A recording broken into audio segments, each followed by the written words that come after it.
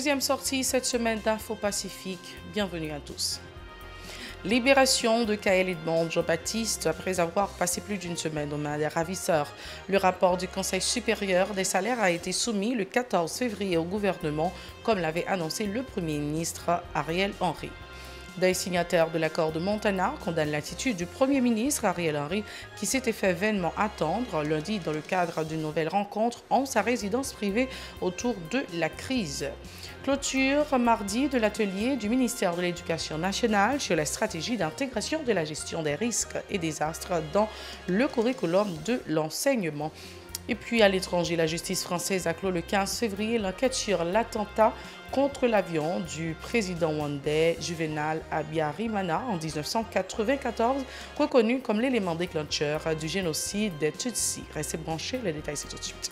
Si vous jugez que cette vidéo est intéressante, n'hésitez pas à liker et partager la vidéo. Et surtout, n'oubliez pas de vous abonner à cette chaîne et activer la cloche de notification pour ne pas louper aucune de nos vidéos. Si vous nous rejoignez maintenant, vous êtes sur la télé Pacifique, vous suivez Info Pacifique, le développement. L'animatrice de Radio-Télé Caraïbes, Kaël Edmond Jean-Baptiste, a été libérée le 14 février après plus d'une semaine de séquestration. Elle a été enlevée pour la seconde fois le 6 février sur la route de Bourdon. En 2020, l'animatrice de SOS Solitude avait été kidnappée à Delma. Entre-temps, l'homme d'église Locha Rémy est toujours aux mains de ses ravisseurs après son enlèvement sur la route de Tabar. Il en est de même pour le recteur de l'université de Port-au-Prince, Gérard Dorcelli. Le rapport du Conseil supérieur des salaires a été soumis le 14 février au gouvernement. Comme l'avait annoncé le Premier ministre Ariel Henry, il s'agit du 7e rapport du Conseil supérieur des salaires sur le salaire minimum suivant les prescrits de la loi du 29 septembre 2029. Le ministre des Affaires sociales et du Travail, Pierre Rico-Audenay, a reçu le document, comme l'avait annoncé le 11 février dernier le Premier ministre Henry, suite au mouvement des ouvriers de la Société nationale des parcs industriels SONAPI, réprimé à l'aide de tirs et de gaz lacrymogènes par la police. Les travailleurs du textile ont reproché aux autorités gouvernementales du fait de n'avoir effectué aucun ajustement salarial depuis près de 2 ans, alors qu'il est fait obligation au CSS de soumettre en ce sens des recommandations annuellement en vue de soulager les ménages confrontés à la cherté de la vie. La structure baptisée Alternative bolivarienne des Amériques, ALBA, représentée en Haïti par la plateforme haïtienne de plaidoyer pour un développement alternatif, PAPDA, se dit solidaire du mouvement des ouvriers qui réclament 1500 gourdes comme salaire minimum. Il s'agit d'un droit fondamental des travailleurs, ont fait remarquer les responsables de l'ALBA lors d'une rencontre avec la presse le 15 février. Ils plaident en faveur de meilleures conditions de travail pour cette catégorie sociale. Plus loin, il souligne le taux de l'inflation qui grimpe autour de 24,6%, ajoutant que l'article 35 de la Constitution garantit le droit de tous les citoyens à un travail décent, alors que l'article 137 du Code du travail prévoit la majoration annuelle du salaire minimum, notamment quand le taux de l'inflation franchit la barre de 10%. Écoutons la représentante de l'ALBA Haïti, Aduel Micheline Islanda, au micro d'Aubert Charles et Macarton l'exil. Initiative Chapitre ALBA Haïti, où était chapeau bien bas pour saluer courage ouvrier, femmes ou garçons, qui levaient camper pour demander l'Exa pour fixer l'augmentation salaire minimum à 1500 gouttes pour une journée de travail avec l'autre avantage social. Chapitre ALBA Haïti a dénoncé et puis condamné à toute force Zach Mastinaï, agent policier offert sous travail avec travailleuse, cap exercer droit constitution pays à bayo. Si grab d'Aïs et salaire patron bourgeois exploiter capitaliste à profit travailler à travailleuse yo, ça pas ka permettre yo répondre à besoin yo à tout l'autre service amendé. Chapitre ALBA Haïti a rappelé c'est un droit fondamental travailler à travailleuse yo gagner pour exiger bon gens conditions de travail. La fait songer tout, depuis 2019, salaire minimum n'a pas bougé de un iota, alors que taux inflation a pris toute marchandise fondamentale nous besoin consommer chaque jour, y a grimpé mon. De son côté, Josra Fabiola, également membre de l'ALBA, appelle le gouvernement à plancher dans un bref délai sur le dossier relatif à l'augmentation du salaire minimum.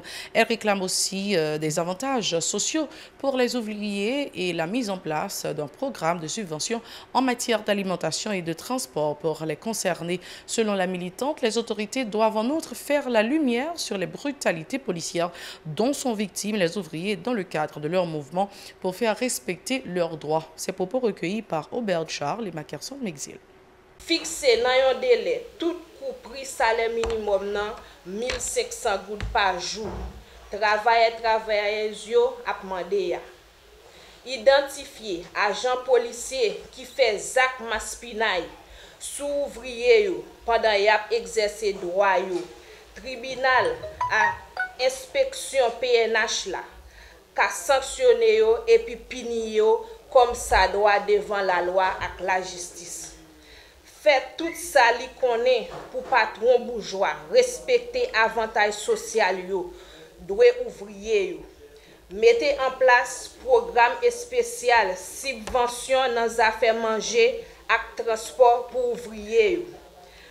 Faire réforme sérieuse dans le fonctionnement mécanisme protection et sécurité sociale qui jodi a servi comme caisse pour politiciens et familles gagotes taxes ouvriers payées.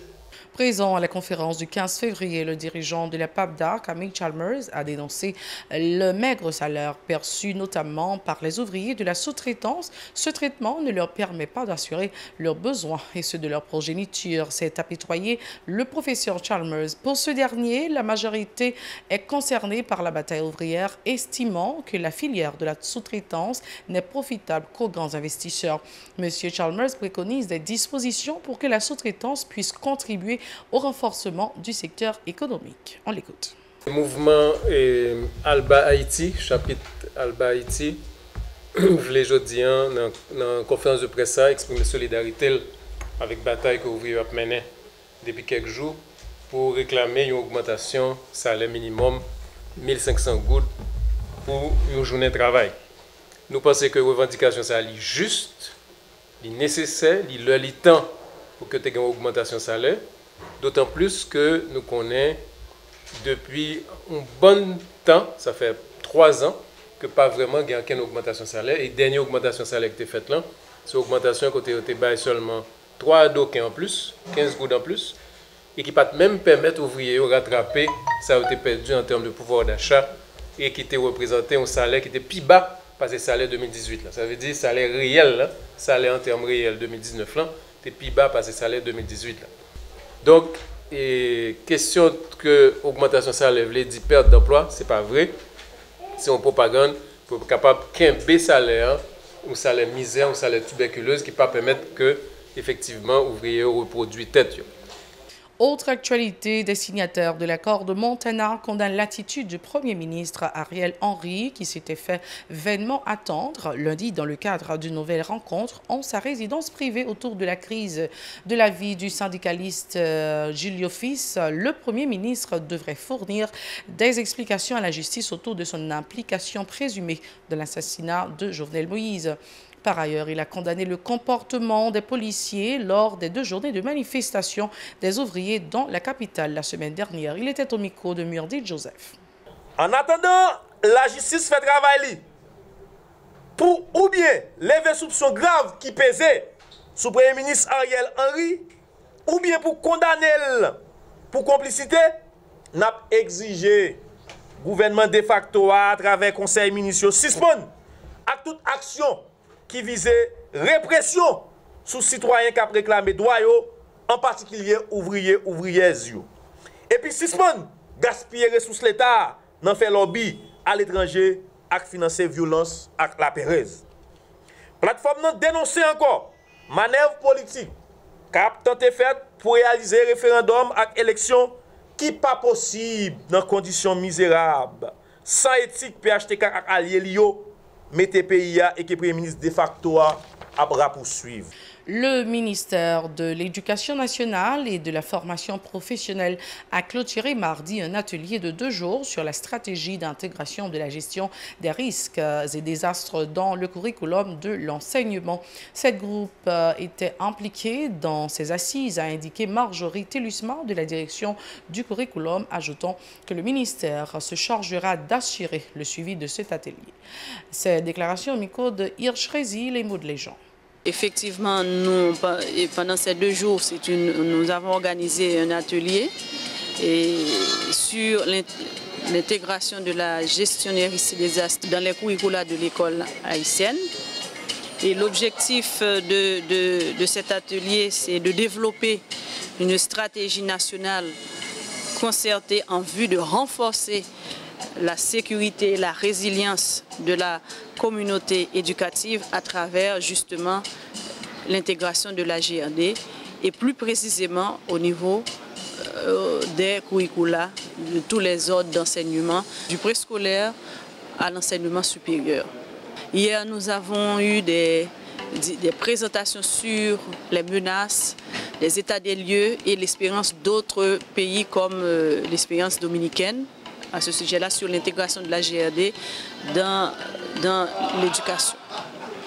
Donc aujourd'hui, on est maintenant à la phase des ateliers et ces ateliers-là doivent effectivement proposer des stratégies de développement de la GRD dans les curricula. On a un public diversifié avec des partenaires internationaux, nationaux. On a aussi les directions départementales, les UPR surtout qui sont vraiment impliqués parce qu'ils ont déjà réalisé pas mal d'activités à ce niveau. Pour sa part, le recteur de l'université publique en région, dans le département du Centre, Nahom Lafleur, a mis l'accent sur la contribution de ces structures à la réalisation de ce projet. Le plan de réduction des risques est un bon outil pouvant amener les jeunes à mieux réagir lors des catastrophes naturelles, tout particulièrement en cas de séisme. C'est félicité le professeur Lafleur, toujours au micro de Gérard Hirsch, Résil et Maud Léjean. Des universités publiques en région, nous allons parler beaucoup plus sur la trajectoire même des universités publiques en région sur la question de l'intégration de la GRD dans notre curriculum ou dans notre cursus. Et en fait, il y a 2 moments au niveau des universités publiques en région en matière de GRD. Il y a ce premier moment que nous considérons avant 28 février 2021. Avant, il y avait les facultés des sciences de l'éducation, option géographie et histoire. On avait toujours des cours sur la GRD. Mais cependant, à partir de 28 février 2021, on a eu un atelier avec l'UNICEF, le ministère de l'Éducation nationale et le support de l'USAID.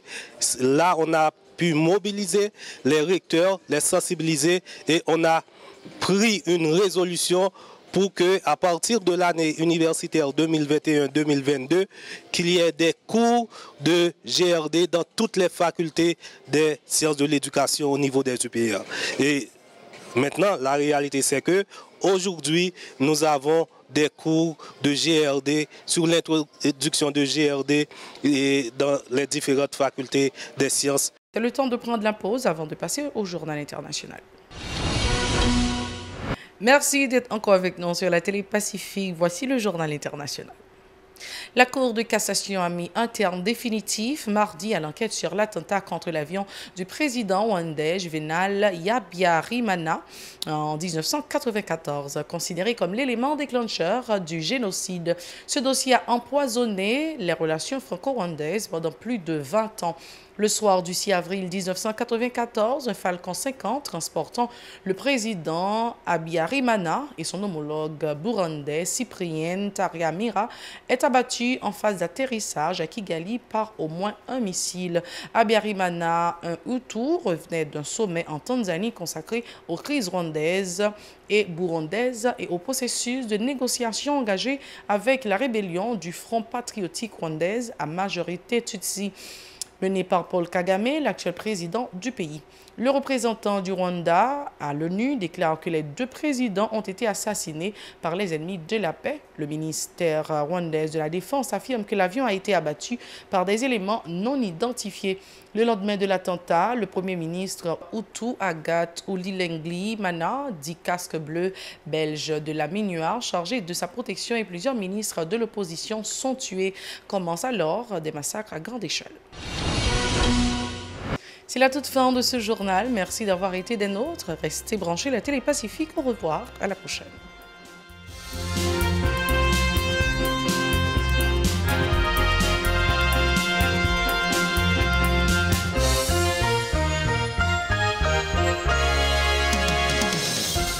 Si vous jugez que cette vidéo est intéressante, n'hésitez pas à liker et partager la vidéo. Et surtout, n'oubliez pas de vous abonner à cette chaîne et activer la cloche de notification pour ne pas louper aucune de nos vidéos.